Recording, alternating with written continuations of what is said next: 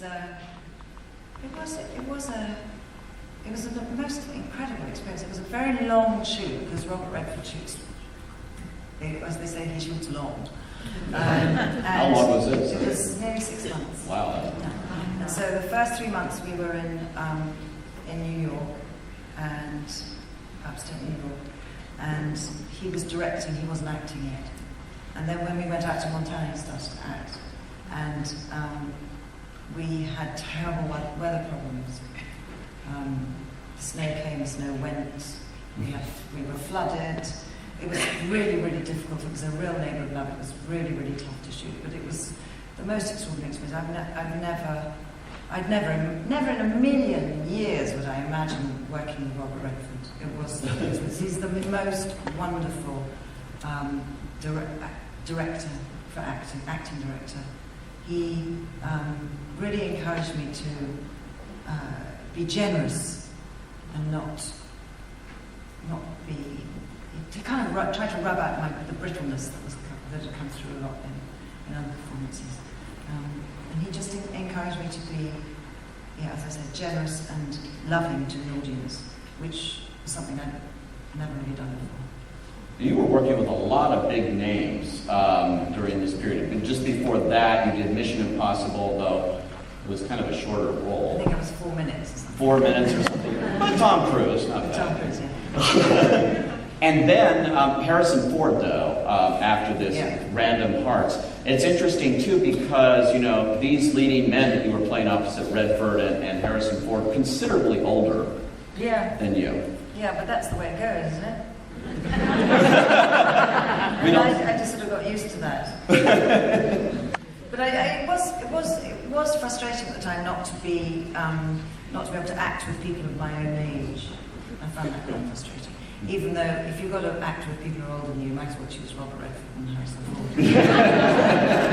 You can't do the reverse, A lot of actresses say, why can't it be reversed here? Why can't we, Well, I think people are trying to do that now. Yeah. But anyway. But it was wonderful work. I mean, working with Harrison Ford and Robert Redford as acting partners is one thing, and then working with Robert Redford as a director and Sidney Pollack as a director. I mean, I feel really blessed to have been able to do that and have those experiences. Sidney Pollack and Anthony Minghella, we lost both of them this year, which is such a huge loss for the film industry, and you obviously worked very closely with both of them. And can you talk a little bit about those directors?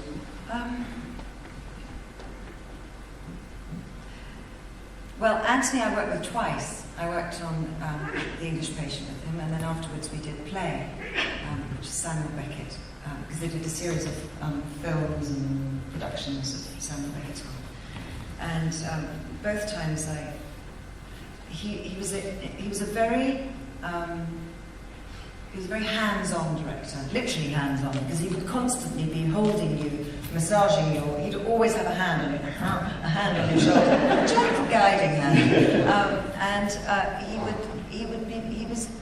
He was